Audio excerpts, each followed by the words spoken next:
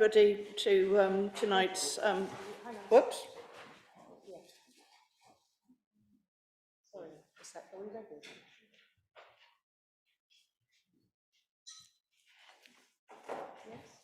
Yes? Yeah. Sorry. Welcome everybody to tonight's Place and Economic Development Committee. This is a public meeting and members of the public and press are permitted to report on the proceedings. Reporting includes filming, photography, making an audio recording and providing commentary on proceedings. Please note this meeting is recorded and streamed live. These recordings are published on the relevant meeting page of the Council's website. By choosing to attend this meeting, you are deemed to have given your consent to being filmed or recorded, and any footage to be broadcast or publicised. If the alarm sounds, the premise must be evacuated immediately. Do not spend time collecting personal belongings. All emergency routes are clearly signed, and once you've left the building, the assembly point is in the High Street opposite the Guildhall. Members and other speakers are reminded to use their microphones when speaking. So, substitutes, please. Chair, yes, we do have two substitutes with us tonight. We've got Andy Roberts here for James Stanley, and we've got Tom Petrosky here for Karen Lewing. Are there any declarations of interest? Andy? I don't suppose it's an interest, but I just mentioned that I'm a member of the Warner Parish Neighbourhood Plan, which is mentioned in this document several times. Okay. And public participation? No. Don't think there is any. Officers attending on Zoom: Karen Hanchard, Emily Barker, Fraser Leffett and Julie King. Okay, as well as the officers here as well. So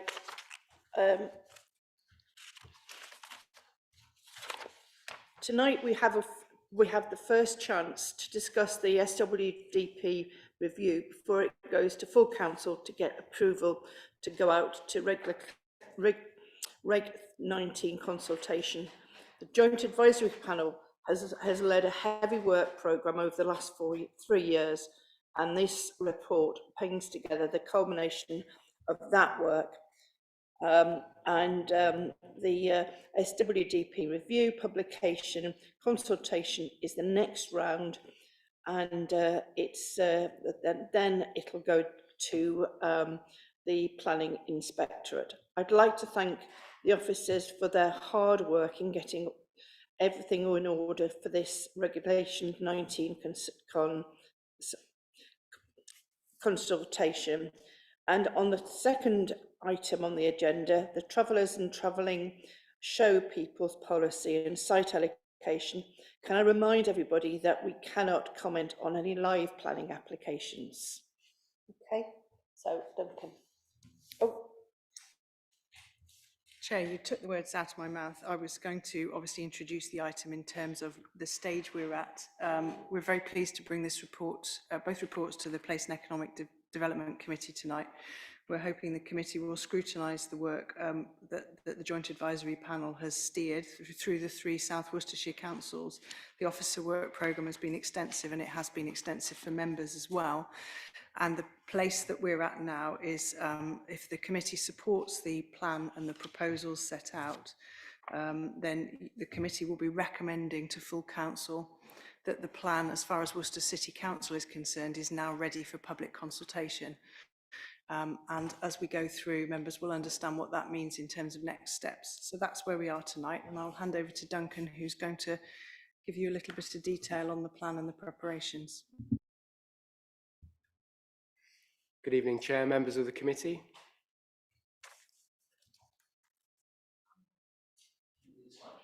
Yes, please. Thank you.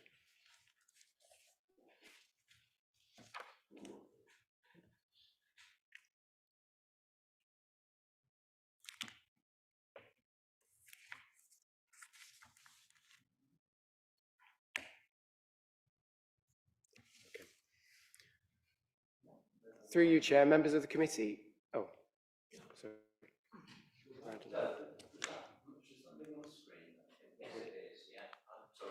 Okay. Okay. Thank you. Okay. So, through you, Chair, members of the committee, the reason that we're meeting this evening is to consider this stage of the review of the South Worcestershire Development Plan. And the reason that that is so important is that we need a plan-led planning system. Succinct and up-to-date plans provide a positive vision for the future, certainty, which is extremely important, as you well know, in the world of planning, and a framework for addressing housing needs, but not just housing, but other economic, social, and environmental priorities across South Worcestershire, again, not just for Worcester City. The next stage of the plan-making process, if the review is approved and agreed for Regulation 19 consultation, is for the plan to be examined, and that will be a test of soundness. So you may well ask, what are those tests of soundness? And they are that the plan is positively prepared, justified, effective, consistent with national policy, and I'll come back to those in a moment. You will have noticed from your reading in preparation for this evening that the plan is constructed in two key parts: strategic policies and non-strategic policies. And that's really important because the National Planning Policy Framework asks us or requires us to prepare the plan in such a way. So you can see on the slide in front of you now those strategic policies, some new policies identified with those blue stars, covering topics that are really a new focus for the plan review. Climate change mitigation and adaptation, Greenbelt, design and sustainable construction, amongst other things. In terms of housing, and I will keep stressing that this plan is not just about housing, but when it comes to housing, the SWDP review shows a supply of 13,240 homes, which is slightly above the net requirement. But the importance of that is that in the earlier slide, I referred to being positively prepared, and that includes providing a buffer so that if certain sites weren't to come forward quite as envisaged, or the timing wasn't quite as we envisaged, we've made allowances for that. In terms of employment, you can see employment needs assessment for 350 hectares, 71 hectares in the pipeline, i.e. commitments.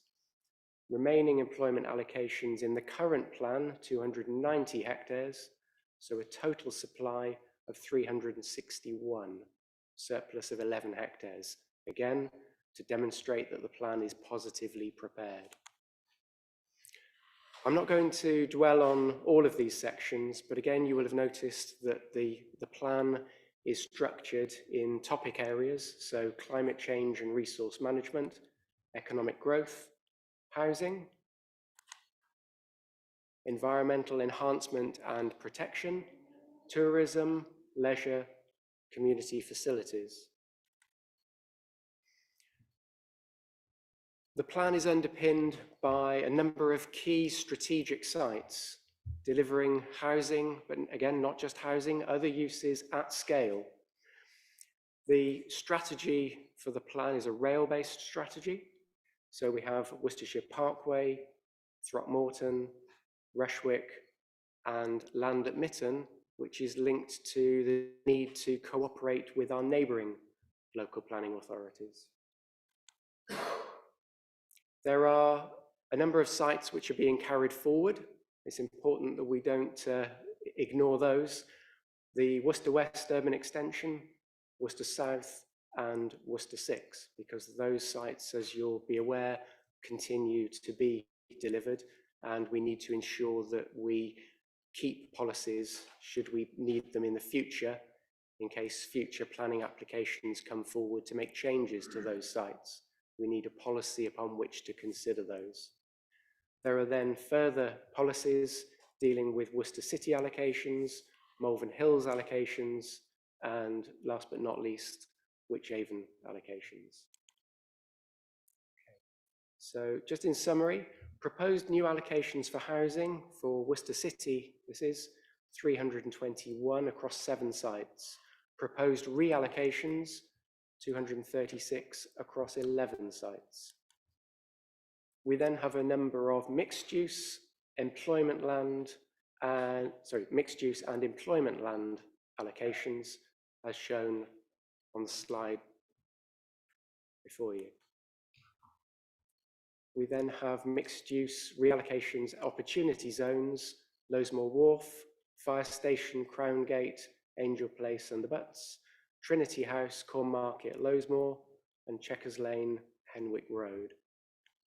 Okay.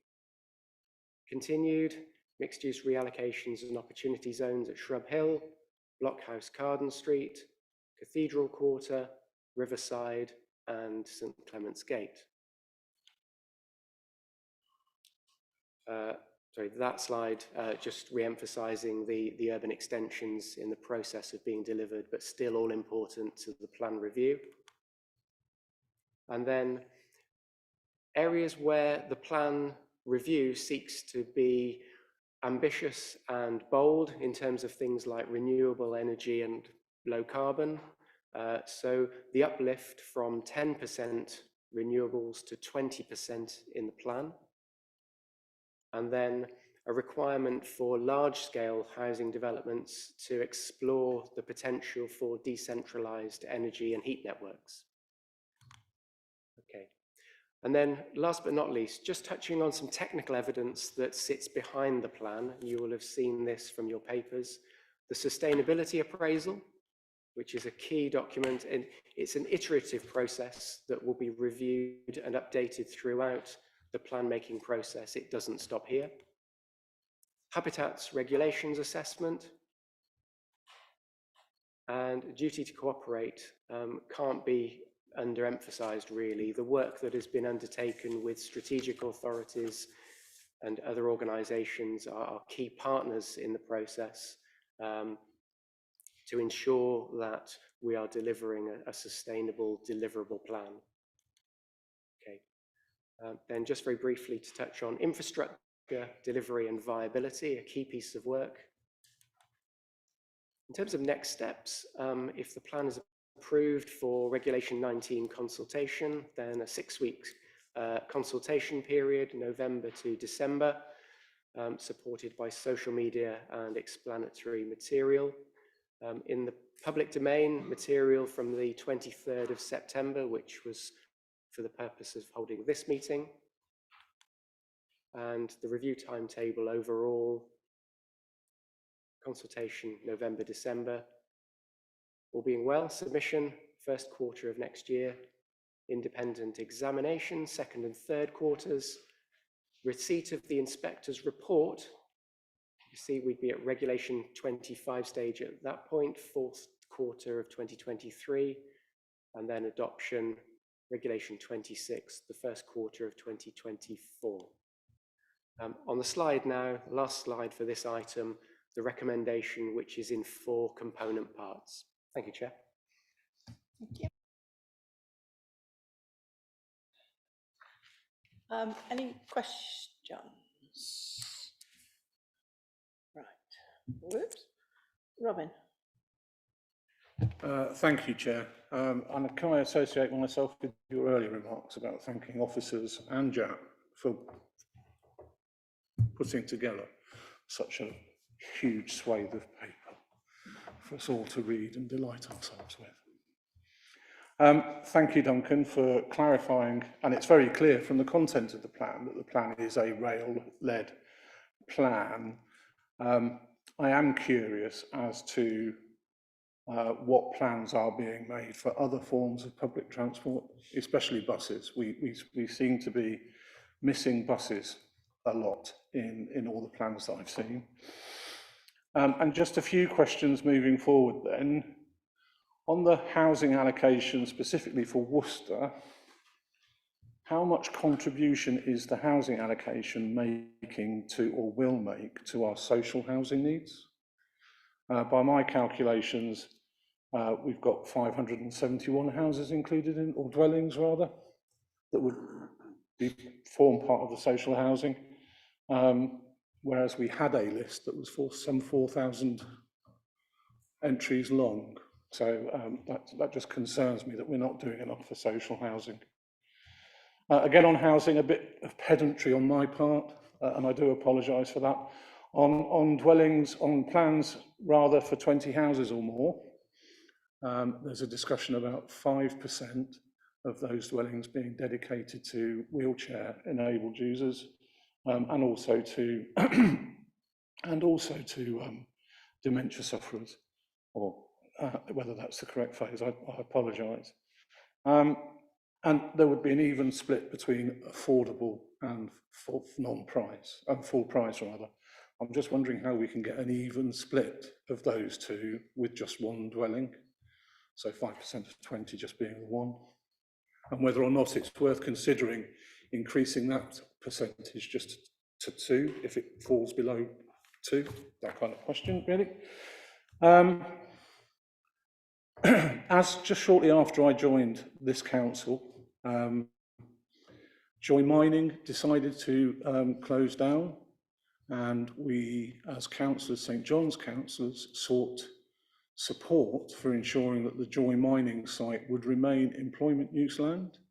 And I think, Mark, you may remember stating that you would support this. There doesn't appear to be any mention of that site in this plan for employment use. And I think that's all I can think of. So thank you for your time, Chair.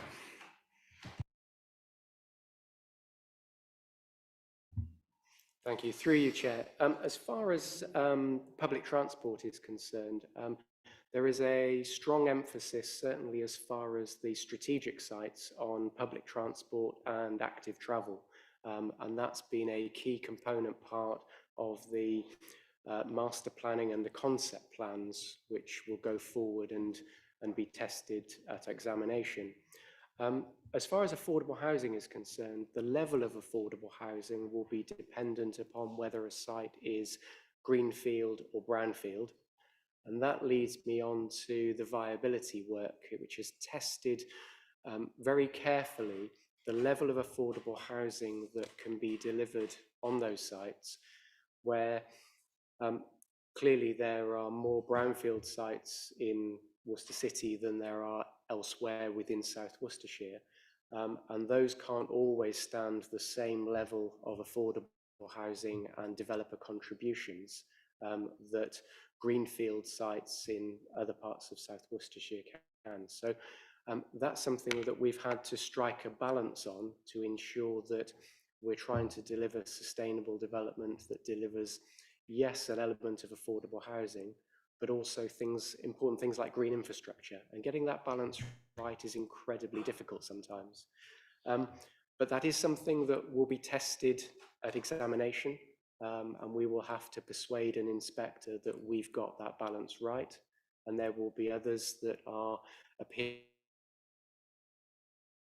that we haven't got it quite right, and that the affordable housing levels should be lower or possibly much lower. But we will have to defend that vigorously. As far as employment sites are concerned, there are a number of existing employment sites in the city which are not specifically allocated for employment.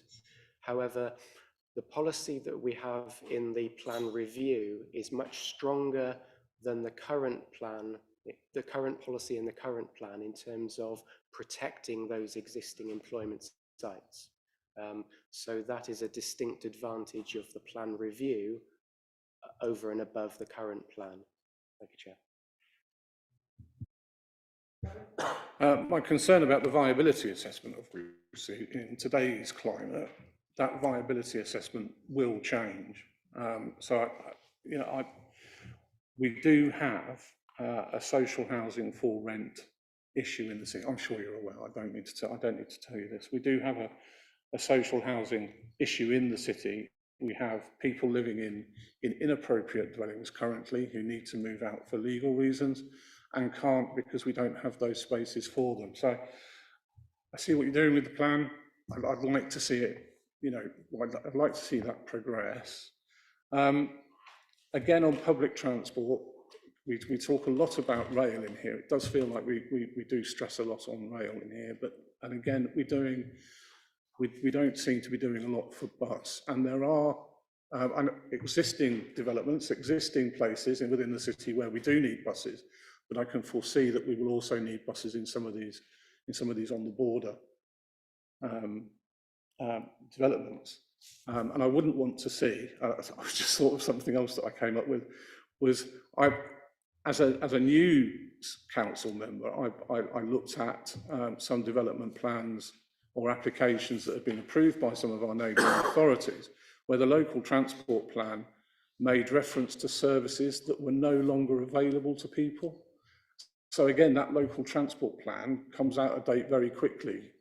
So we do need to think about how we, encourage that use of the public transport facilities that we've got, increase it. But thank you for all your explanations, Duncan. Thank you.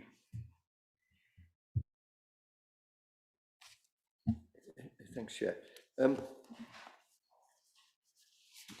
I struggle slightly. I mean, because I'm not normally on this this committee, I've actually read the whole document, and I think, right, that section doing it. I know nobody else will do that. I mean, members of the public, they will read the summary document, and that's the gateway into everything else, as I understand it. So as a sort of newbie, I look at shiver slightly, look at 26,000 new dwellings, and I don't know what that means in people. 80,000 people or something like that for just half the county. And what I'm struggling with from reading all this documentation is that it tells us why we need to review the local plan, but it doesn't put into context the need for 26,000 new dwellings, which I think is a reasonable question to ask. I mean, I'm not saying there's anything wrong with it, but why would you not wonder why you need all these housing and everything that goes with it? And I'm sure you're not going to change this now, but when it's being communicated, I wonder if it's worth assuming that that question will be in the minds of people and providing some sort of a rational answer.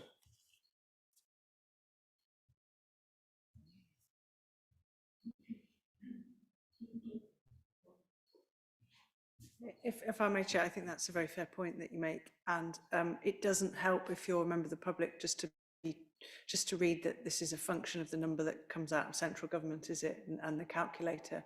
So we need to articulate with perhaps a bit more imagination about the population growth that's projected and the impact on that for our local area.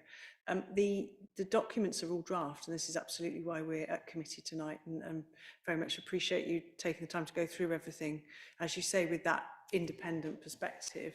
And the summary document is itself a draft, so we're very happy to look at that, take that away. Any more questions? Adrian?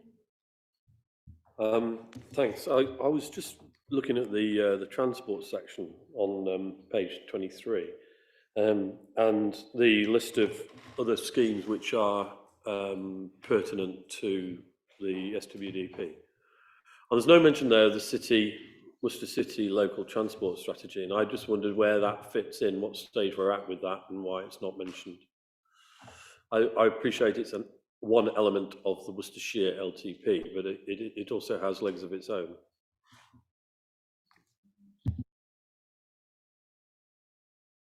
Chair, may I suggest, we've got county colleagues joined us on Zoom, may I suggest we bring them in? Karen or Emily, would you like to comment on the hi Emily. Hello. Did you hear the question okay? It was about the application of the Worcester City local transport strategy into the plan. Yes, absolutely. And thank you for the opportunity to reply on that. So because that is the Worcester City Transport Plan, and the work around that, particularly with reference to the city centre, is still an emerging document. It's not something that we would reference in this plan. However, that doesn't mean that the plan would not benefit from the work that's coming out of that. So it is literally just because it's an ongoing document, and it is looking at primarily the existing situation in Worcester, but we will be making cross-reference to that, particularly through the infrastructure that is going to be delivered.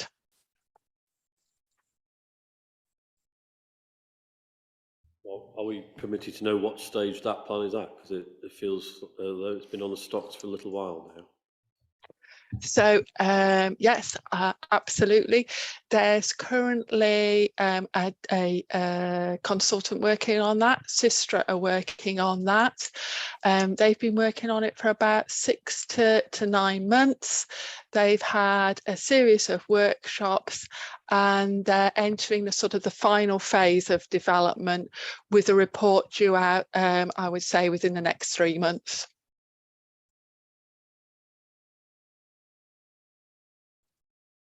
Thanks, Emily. Thank you, Chair. My question is about transport, and it's possible that the answer has already been given to a degree, but I was pleased to see the development of Rushwick Station is referenced here. I've seen nothing similar referring to Henwick Holt, and I think Fernal Heath at some time in the recent past was also discussed as a potential extra point on our rail network. I wonder if we could just have an update on whether those possibilities still remain. Through you, Chair, I'm just going to ask Emily to come back in, if that's okay. Thank you, and thank you, Chair. So Rushwick is the only one that's referenced in the document. There has been talk of the others in the past. However, the early feasibility resulted in there being serious questions about their deliverability, so they haven't been taken forward, and they're not required to support this plan.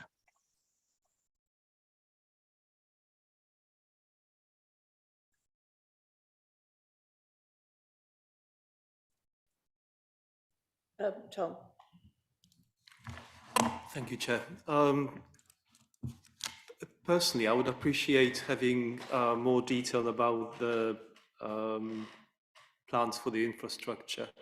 And the reason for that is to a visitor to Worcester, we might be giving an impression that there is more housing happening towards the north of the city, whereas the reality is, and there's a new bridge being planned and it is going to be built there. Whereas the reality is, I think it's the city centre and the area to the south, west and east of the river that will require more infrastructure. So I think from a layman's point of view, it would be good to provide this detail, how it all links up. My second question, I suppose, an observation is we mentioned the dementia-friendly design a few times, but I think it's perhaps oversimplification, because we should be surely thinking about neuro-inclusive design, thinking about sensory needs, rather than simply sort of focusing on dementia alone. I would appreciate if you could comment on those 2 points, please. Thank you. Through you, Chair. The policy on design seeks to be much more broad-ranging than just dementia. But I think it's something that really we need to look to government to introduce national policy as a hook for local policy. It's difficult to bring forward a plan with local planning policies when it's not supported in detail at the moment in the MPPF. So that's where we're struggling. However, it's quite possible for the plan to develop through the examination stage of plan making. So if policy is introduced, even at that stage, both the inspector and the three South Worcestershire councils will need to respond to that. Can I please quickly follow up on that? As much as the sort of steer from the central government is welcome, I think we should be looking for local solutions as well. And I'm saying this because we are fortunate enough to have the Housing and Dementia Research Consortium based at the University of Worcester. So I would suggest that the best practice, which is praised on the national level, can be obtained here in Worcester. So we don't need to sort of wait for some kind of steer from the central government on that.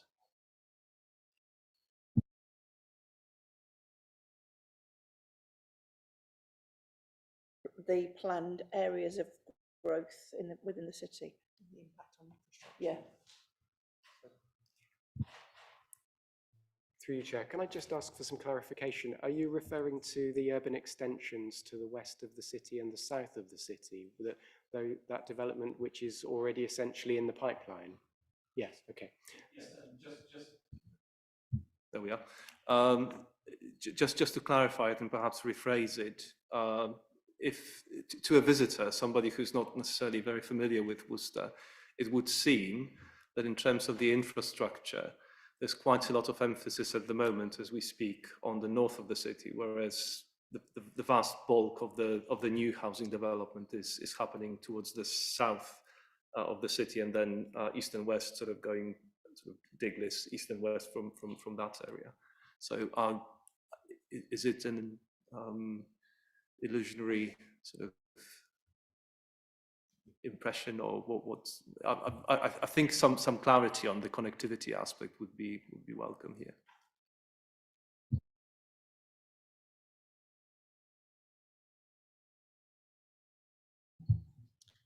So all of the new proposed developments we've contacted all of the infrastructure providers in developing our concepts and allocating sites, and they fed back in terms of various pieces of infrastructure that are required.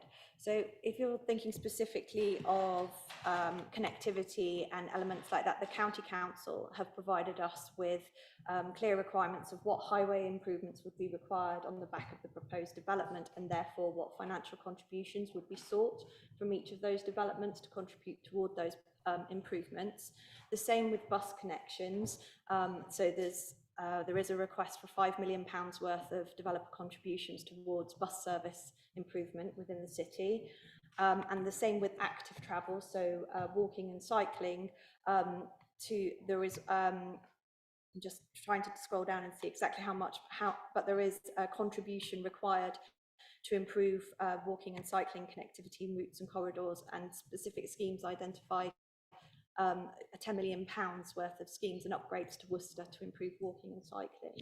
There are a number of packages. Whether Karen's popped up on screen, whether she wants to provide more specific details. So if you're talking about connectivity, but there are also all other types of infrastructure that we've also engaged with in terms of education and other facilities and provision that would be required to accommodate the proposed growth.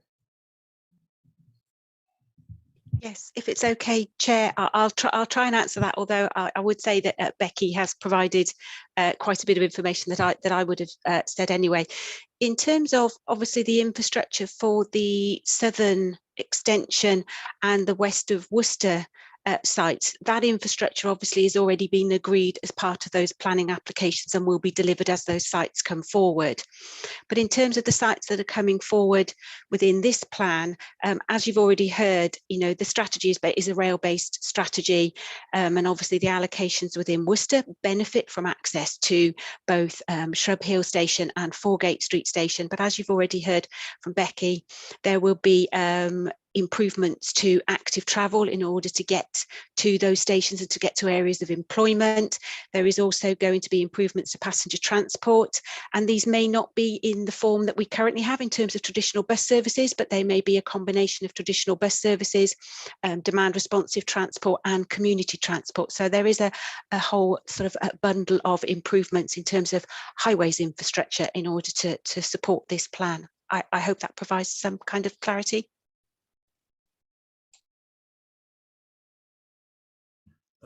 Thank you very much. That's helpful. Again, just for clarification, you did mention that in terms of the infrastructure and travel plans, this will be a rail-based plan.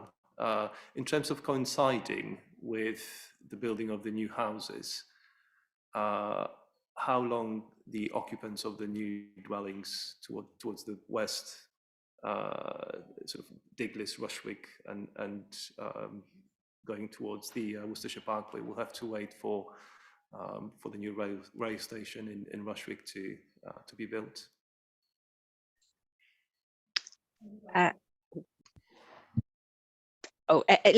Emily's probably better to answer the question on Rushwick Station, so I shall leave that with Emily. Thank you, and through the chair. So in terms of the delivery of the rail station at Rushwick, we've put that in the plan, and you'll see there's a lot of reference to safeguarding of land to secure the delivery of the rail station at Rushwick. That is because there is a dependency before the rail station business case becomes viable, and that is on the Worcester area re-signalling. Without appearing as too much of a rail nerd for you, Worcester signalling is the old semaphore type signals, which restricts the number of services that can, number of trains that can run in and around particularly between Shrub Hill and Foregate Street, and then out towards Malvern and up towards Droitwich, and obviously down to Parkway. And the re-signalling project is for Network Rail to deliver, and it is simply changing the semaphore signals for the more modern electronic signals that we see elsewhere on the rail network. That is currently in Network Rail's control period. That's the period in which they plan to do work to the delivery between 2024 and 2029, I should say. That's for commencing work, but during that period. Once that work has been undertaken, it will allow an increased number of trains to run between Worcester and Malvern and onto Hereford, and it will also mean that more of those trains can then stop at Rushwick. So in terms of the detail of exactly when that station can be delivered, we'll be looking at realistically post 2030 once that re-signalling has been done by Network Rail. I would just also add that we are engaging with Network Rail on this. They do know there's a dependency, and we're also engaging with the other sort of key players in the rail industry, including West Midlands Trains and West Midlands Rail Executive, who are also referencing Rushwick Station in their plans. Thank you.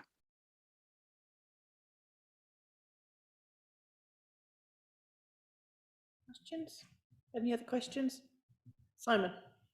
Chair, just to maybe raise one point which I noticed in the slides, which I won't delve into too deeply, but I wonder, Duncan, whether you could outline some of the challenges in relation to the infrastructure which we've been discussing, because clearly there's an infrastructure gap between what the plan recommends and what we think funding is available. It's a significant number. We brushed over it in the slides, but it was £100+ million, which local authorities and other providers are unlikely to be able to fund. So with all the challenges we've just described around the table, which we all subscribe to, social housing, better transport, more sustainable ways of living, those are all going to have to be traded off by developers as part of individual applications. And so the plan is starting with quite a significant infrastructure gap. And I just wonder what plans there are to address that. Because I suspect it will be a challenge that the inspector will pose in terms of the deliverability of sustainable communities depends on the plan delivering sustainable infrastructure, and there's a significant gap in that. So I just wonder whether you can outline some of that, because that's what I pick up from members of the public. They understand that we must grow. They do want to see it in a sustainable way, but they want to make sure the infrastructure is there to match the growth ambitions we've got in South Worcestershire. And that, at the moment, I think many of us are struggling with, given some of the numbers that have been published.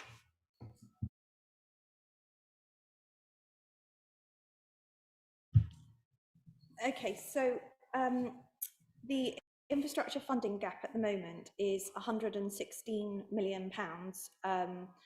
The total infrastructure cost associated with bringing forward all the proposed development that's across the entire South Worcestershire plan area is £851 million. And that includes the delivery of these brand new standalone settlements that at Parkway, Throckmorton, and also urban extension at Rushwick, and Mytton new development as well, which is essentially an extension to Tewkesbury. So it factors in all of the costs of infrastructure required for delivering that.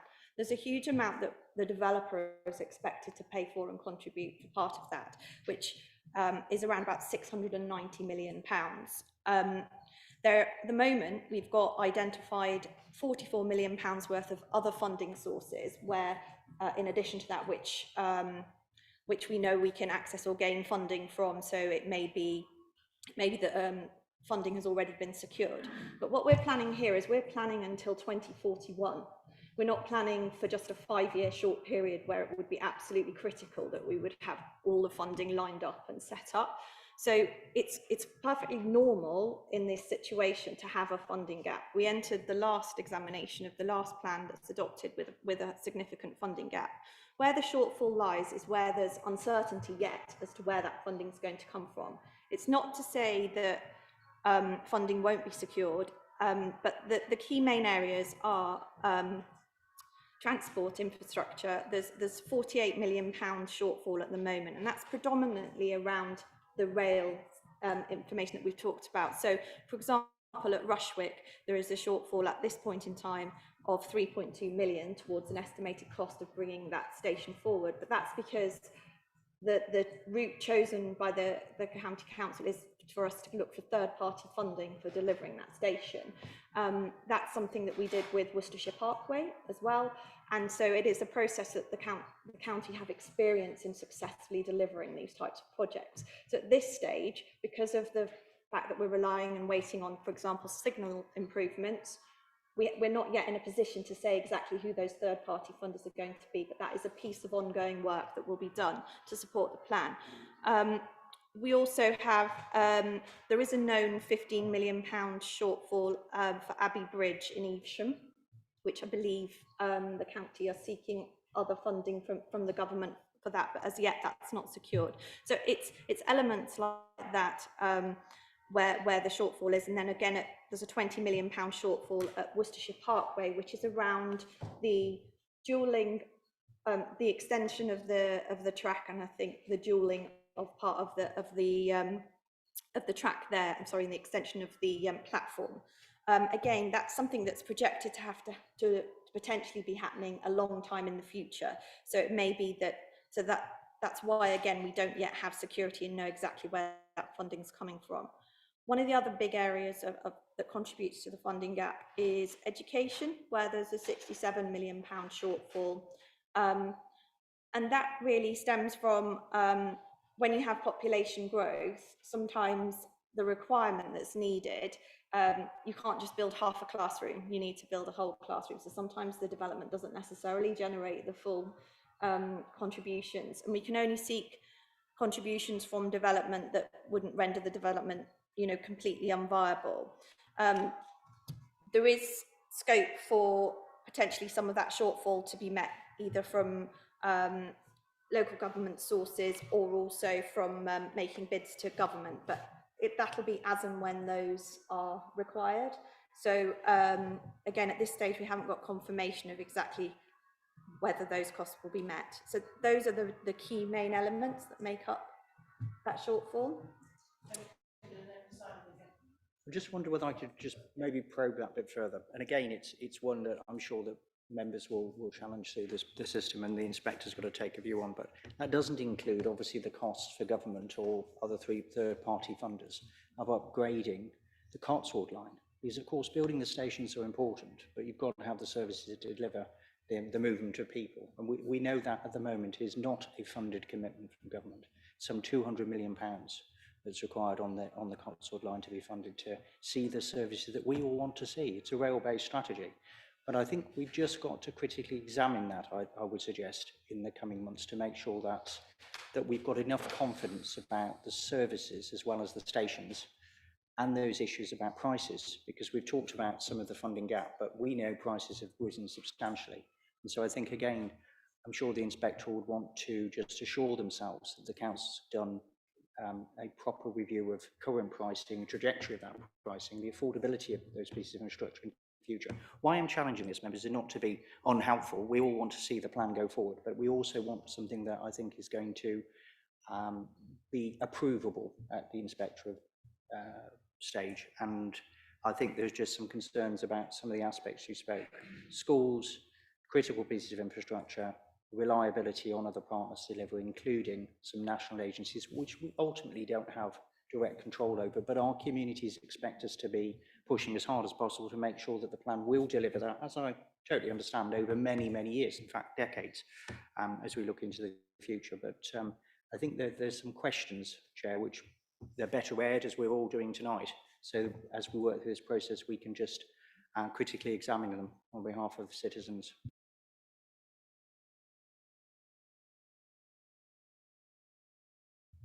Chair, through you very briefly, it was just to pick up on a couple of points that you're quite right. It is a challenge and it's a risk that we need to manage right the way through the process. The viability assessment is a snapshot in time, and who knows how many economic cycles we'll go through between now and 2041.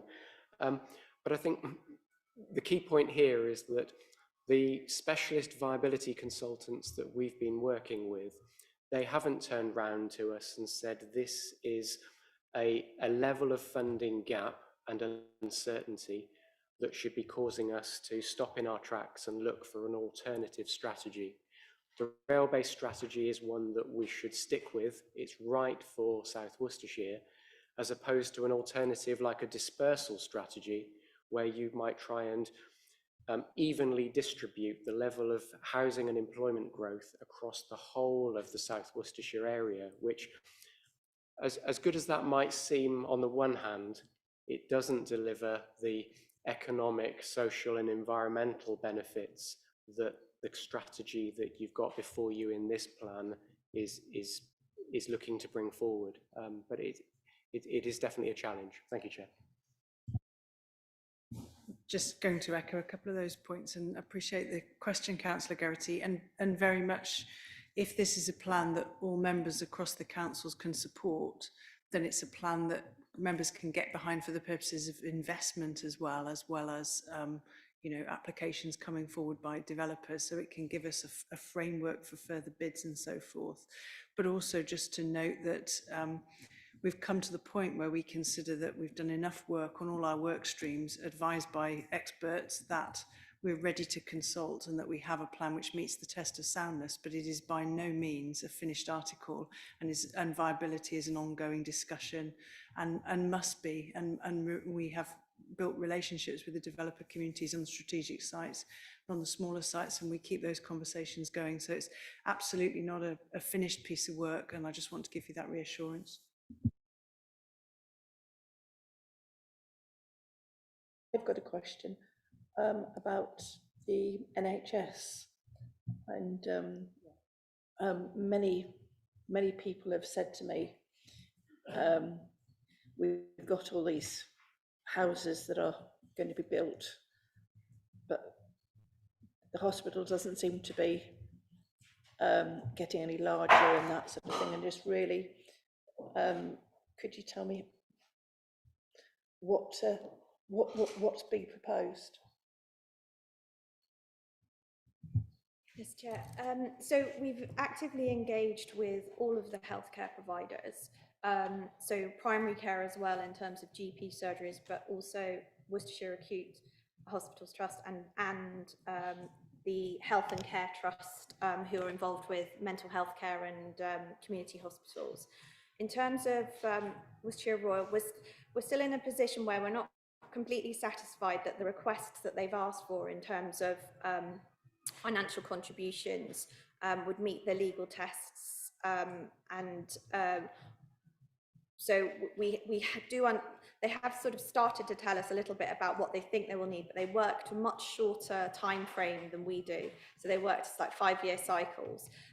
So they would potentially be looking for a contribution toward enhancing and improving facilities at the hospital. But as yet, they're not 100% sure exactly what that requirement would be at this stage. But we will keep continuing to have an active dialogue with them. We, the infrastructure delivery plan that accompanies the South Worcestershire Development Plan is a live document, and it will continue to be updated and changes made as it evolves, and we'll continue to engage with all of the infrastructure providers right up until examination and beyond.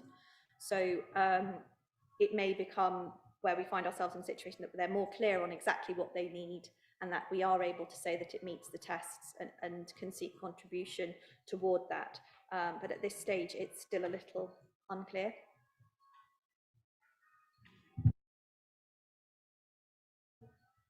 Questions? No? No, well, thank you very, very much for the debate. So, okay, that's fine. Yeah, that's all right. Committee, I'm conscious that the recommendations are a bit of a mouthful, so I was going to just quickly summarise what they are for the viewers at home. As a committee, you'll be aware that if you support the report, then what you're doing is effectively recommending to full council. So it's that the committee recommend to the council approval of the SWDP review, publication, consultation for consultation from the 1st of November for 6 weeks. So the plan appended for consultation.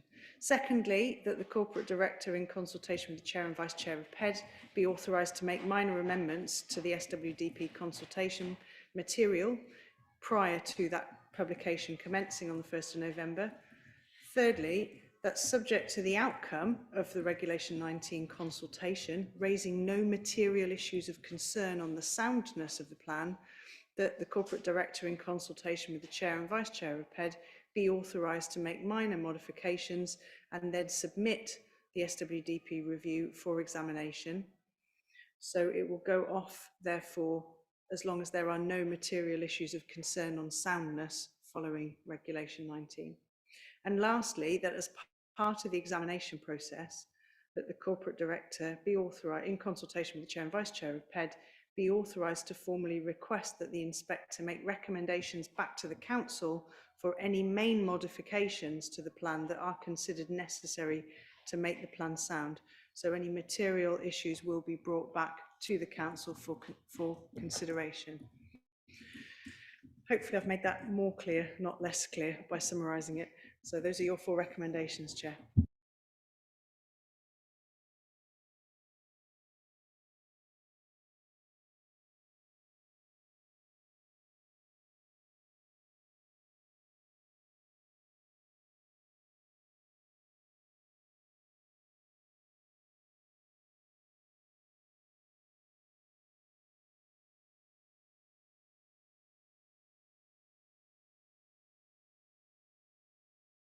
So that's now being carried on council.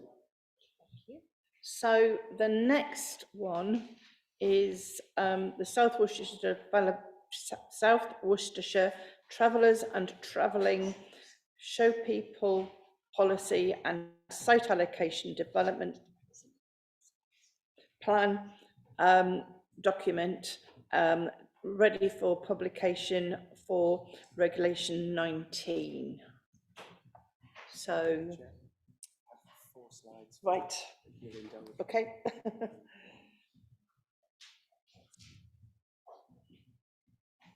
Bear with us whilst we find our 4 slides. The end, is it the end? 25.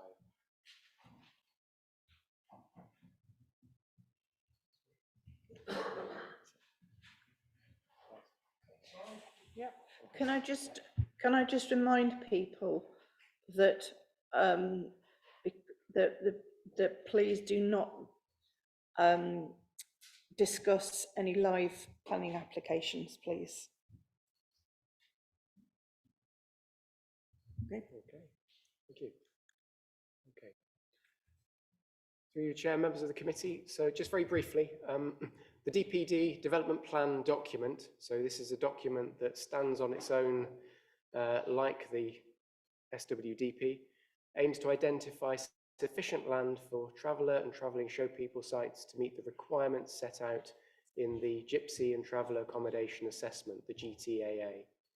Sorry, Duncan, we need a... Just pause, it's on the screen here, it's on the screen public.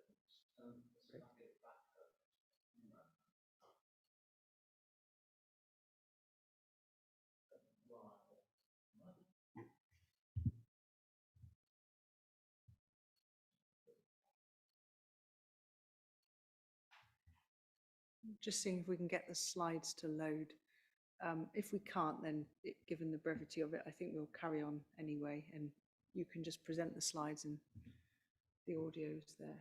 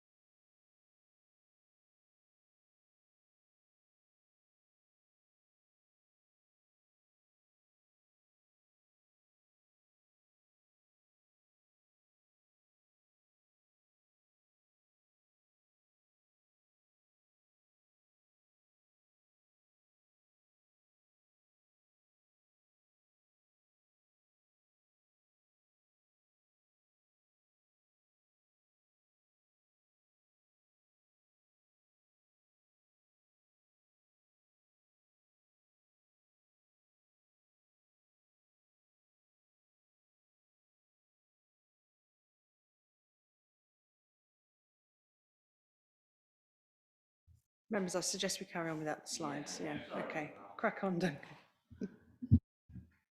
Through you, Chair. So to put it very briefly, the purpose of the DPD would be for it as a document to stand on its own alongside the South Worcestershire Development Plan review.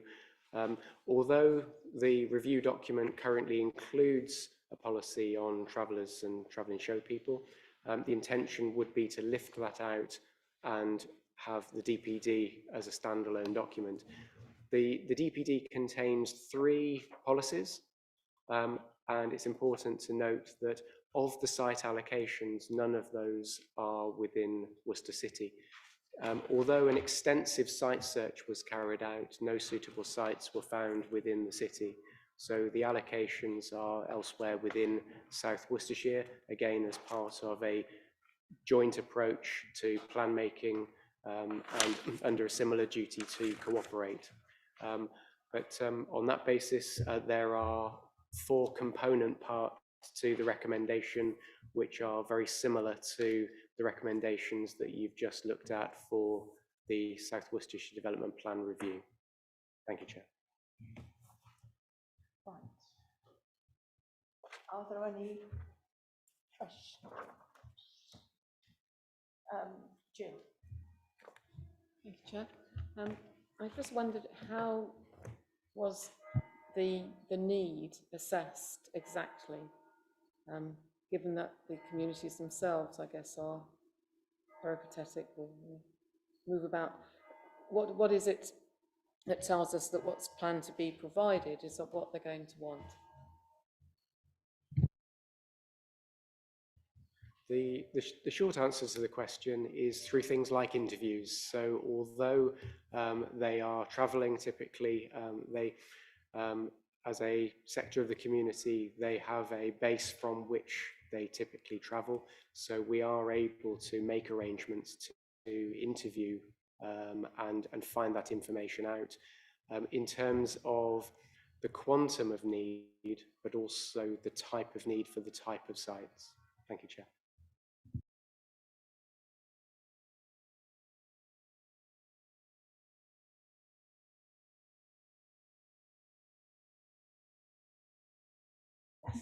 Chair, I'm happy to summarise these. Again, the committee, if supportive, is making recommendations to full council. This is another planning policy document that forms part of our framework of policies that's looked after by full council. So the committee recommends to the council approval of the traveller and travelling show people policy and site allocations plan for consultation. Again, it's a legal requirement that we conduct a consultation, similar period for 6 weeks from 1st of November. Secondly, that the director, in consultation with the chair and vice chair of this committee, be authorised to make minor amendments to the DPD prior to publication for consultation, subject to that consultation raising no material issues of concern on soundness, that the director, in consultation with the chair and vice chair, be authorised to make minor modifications and submit the DPD for examination. And as part of the examination process, that the director, in consultation with the chair and vice chair, be authorised to formally request that the inspector makes recommendations to the council for any main modifications to be brought back for consideration by the council.